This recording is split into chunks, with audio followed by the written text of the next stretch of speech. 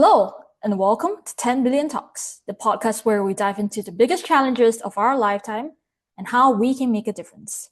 I am Shannon. And I'm Joel.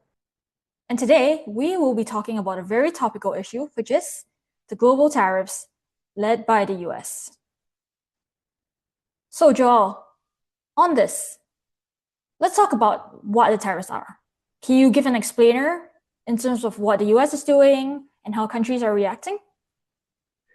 Yeah, so a tariff is pretty much a tax on imports to the country. And these haven't been so common, especially for rich countries, since more or less the late 1940s, because there was generally this view that there should be more trade, more integration. But now they're making a comeback for several reasons, and it's mostly a choice by the current executive in the US. And what do you think is motivating the current executive in the US to impose these tariffs today? It depends who you ask, right? I think this is not a policy that most economists, professors, or trade officials would vote for, but the people in power, and that's kind of a coalition that has different factions, is in favor for several different reasons. First, you have people that are seeing this as this national security thing of trying to reduce dependence on other countries in case of an international conflict. Peter Navarro and some of the hawks would be in this camp. The second is people that are more focused on the job side. They think that this is going to bring back manufacturing jobs. A lot of research would say that actually it's not going to create so many jobs, because the main reason that jobs go elsewhere is because it's more efficient, there's lower costs or better technologies, and so you just don't need as many people working to make cars and clothes as you did 50 years ago.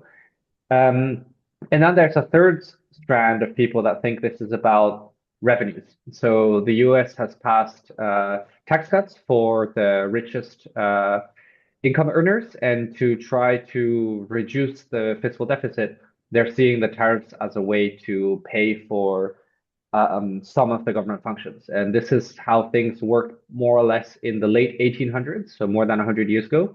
But back then, the government was far smaller than it is today. So there as well, a lot of people would say this is not really going to do it. So a different way of looking at it is that actually people have all kinds of different reasons for why they would be in favor or against. The people that are against are out of power, and the people that are in all agree it should be done. And then, depending on who they're talking to and who they are, they'll give a different reason for why they're ultimately pushing for this. Yes, and at the end of the day, for a tariff, it's mostly the consumers who are going to pay the price for it. So American consumers who are going to have to pay a higher price for all the goods, consumer goods that they purchase from the rest of the world. They are the ones who are going to suffer from the inflation from it. I think that given that Trump is in his second presidency, and tariffs isn't something that's surprising for most of the world, given that he imposed a lot of them in his first term. I think the surprising thing that shocked the world this time around is the scale of it. How he tariffed pretty much most of the world except like Cuba, North Korea, Russia, but those are for different reasons. And most countries are taken aback by how much the tariffs were. For example, over 40% in Cambodia, Vietnam, and China obviously got hit the hardest. Let's talk about the global response to the tariffs. How is this impacting different regions, and how are different regions responding to it? So let's start with the obvious, China. How is China responding to this, and how is this going to impact them in the short run, in the long run? Yeah, so we should say that it's 12th of April, more or less 11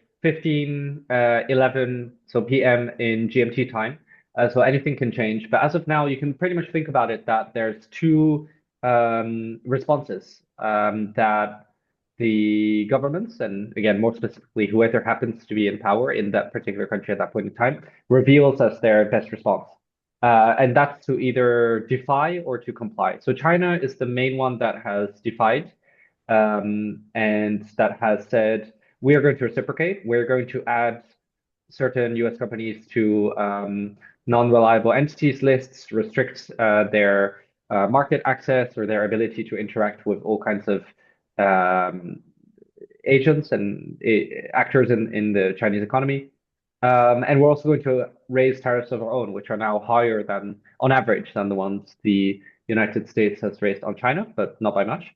And then you have virtually all the other countries where they are currently either pausing or have declared that they won't put any tariffs immediately. For instance, in the case of the EU, they've postponed them, and a lot of it depends on the negotiations. But you can think about this as pretty much being a negotiation about bargaining power that reflects the gambles that the ruling elites are taking. So in the case of China, this is seen from a longer term perspective as a rivalry that the United States is committed, at least under the current people in power, to contain the rise of China and the ability of China to compete with US interests. So there they have retaliated to signal that they're not going to submit to this kind of coercion. But then you have many other states, for instance, Australia, Japan, Korea, that are not putting any tariffs, and the EU that's postponed them.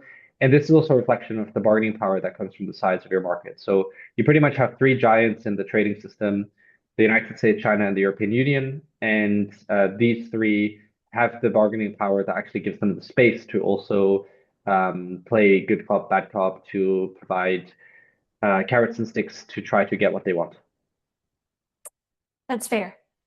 And that's also very interesting because you're talking about how different states are reacting, different states and different blocks of countries are reacting differently depending on bargaining power, depending on their relations with the US, and depending on what their countries need, basically. Do you personally think that this marks the beginning of the resetting of the global order, where countries that were previously more leaning towards the US, more US cooperative, are now moving towards either China or moving towards forming blocks or improving cooperation between themselves to try and tackle the tariffs or the uncertainty that the tariffs or the Trump administration is bringing today? Well, the world order is ultimately what we make out of it, and it's an imagined order that, of course, only exists in all of our heads, but is reflective of the signals that we're sending each other. And so the United States has sent a very big, loud, red flashing signal that it doesn't care about the international trade law or many of the ways that things tended to have been done over the past 80 years. There were, of course, exceptions. Larger countries that have the power to get away with things tend to not comply with rules that they impose on others, which is why some of the largest countries, the largest militaries, are not parties to some of the international courts, for example. But what's clear now is that we've had several different phases, and of course, there's different ways of looking at it, but generally, a mainstream view is that from roughly 1944-45, with Bretton Woods and the United Nations as an alliance of states that fought World War II together with the United States, they had created this order of, for example, through the GATT, the WTO, World Bank, IMF, all these institutions, which are themselves rules that people are expected to comply with, of how we come to decisions, how we resolve disputes. And the current US administration has said, we don't care about this. We are strong. We do what we want, and everyone else does what we say. Otherwise, we punish you, because our ability to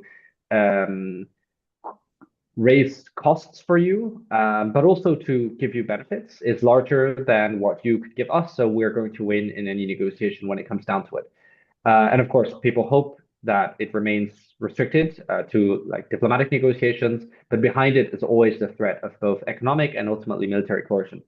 One of the realities is that many countries have been moving away from a US-centered, or what some people call liberal international, some people call Western-led order for more than 10 years now. So perhaps since 2008, the G20 was started in 2009 when many of the former G7 statesmen, and especially the foreign ministers of the US and Germany, decided that um, the G7 was simply not enough to resolve a lot of the global economic crises after the 2008-2009 period. But then you also had, for example, the BRICS around the same time, and this gradual movement of several states away from the US-led order, but not necessarily towards something that's clear. So if you think about the BRICS, for example, they're a lot more united in their opposition to the US setting the rules than they are to any clear alternative that is as robust and implementable, which is why even though there's a lot of the BRICS summits, the declarations, the Multilateral Development Bank, people aren't taking them as seriously as of yet because a lot of them people want to see the money where the mouth is. The real question now is that international orders don't appear from one year to the next. It takes time. It reflects a balance of power, negotiations, and then states have to calculate on how much they can get away with, how much they can bargain for. And when states miscalculate, you get conflicts. Now it's not too clear because I think that no state seriously desires more conflict at this point in time. But if they miscalculate, we don't know. And there's also all kinds of domestic challenges of whether the European Union is able to increase its cohesion despite all the challenges to further integration coming from different populist parties, for instance. And also, do other regions actually want to cooperate intercontinentally on a scale that's been very rare without serious coercion? For example, if you consider the African Union, ASEAN, the Gulf Cooperation Council, the European Union, there are several regional blocs that could do a better job at providing a kind of third pole between a US-led order and a Chinese-led order. But there, what's missing is not the economic weight, but the political will to prioritize coordination above unilateral and narrow vested interests. So I think we're just entering into a period of transition where in hindsight, it might be clearer to connect the dots, but right now we just don't know. It's probably just the historical reversion to a multipolar net order that we had for most of the past 10,000 years until around 500 years ago, when mostly the Atlantic, European descended or Western offshoot states took off with the Industrial Revolution and the discovery of the Western Hemisphere and so on. So this also means a lot less predictability, a lot more uncertainty. That makes perfect sense. And given that we've been talking about uncertainty, we've been talking about how different countries are cooperating within themselves, among themselves, and de-risking both in terms of military, politically, and of course, we need to mention economically. Let's talk about the recent sell-offs in US equities, US treasuries, and the impact of that. So do you think that this recent sell-off is a way for countries that, for example, hold a lot of US equities to de-risk, given the uncertainty of the administration, given the uncertainty of the future of the US, and the potential that the US will go into a recession and suffer from large amounts of inflation, basically, in the short-term future? Yeah, so we can never quite know exactly what's happening because we're talking about what millions of people without communicating to each other are revealing as their preference, right? So the first thing that should be known is that it's around 61% of Americans that holds stocks. The top 10% in terms of ownership owns more than half. So as with most financial assets, it's fairly concentrated. What's more interesting is not the decline in stocks per se, but where the money seems to be moving to, because usually you move from stocks to bonds as you seek safety. But then if you don't trust so much in the bonds, you move from stocks and bonds out and into cash, which would mean that you hold dollars. But what we're seeing now is the depreciation of the dollar and appreciation of, for instance, the euro, the British pound, the Japanese yen, certainly the Swiss franc, certainly gold.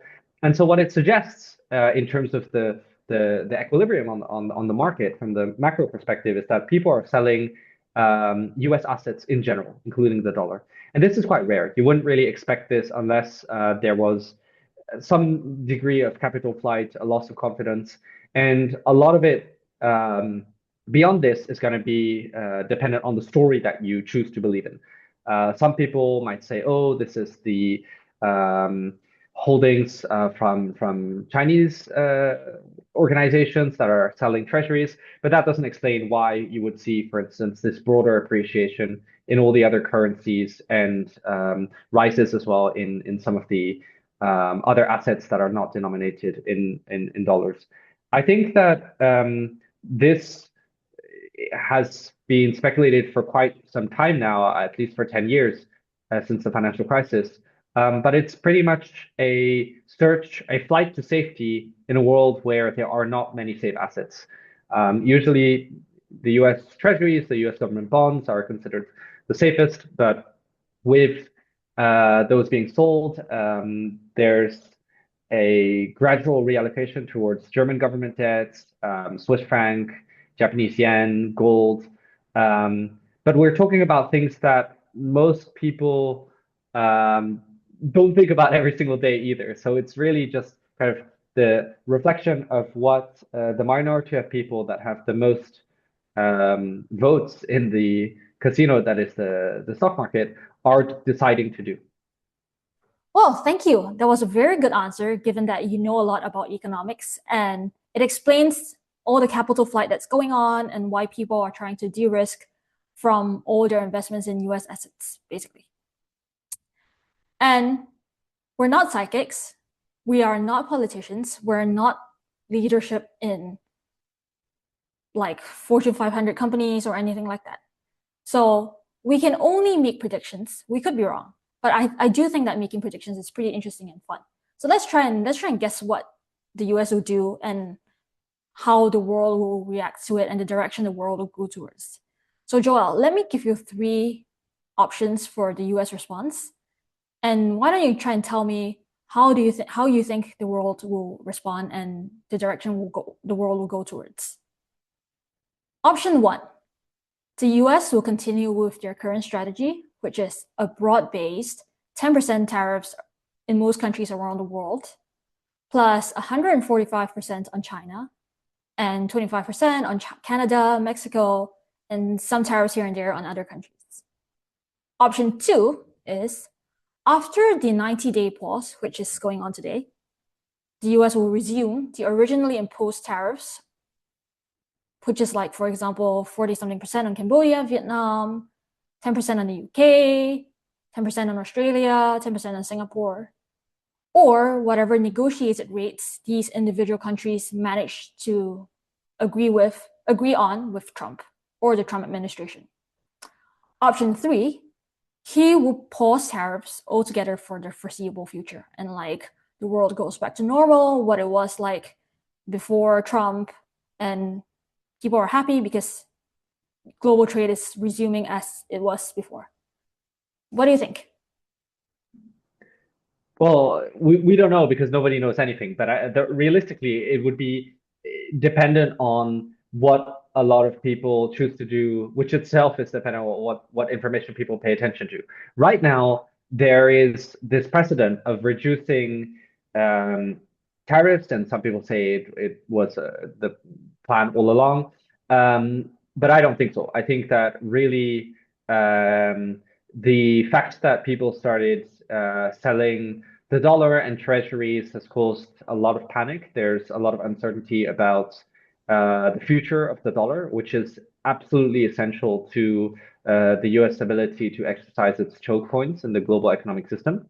And so I don't think that there will be a further rise in tariffs on any other country than China, for the main reason that 10% is actually a lot. 10% doesn't sound like a lot, but the last time that the US had tariff rates of 10% or more would have been around the late 1940s.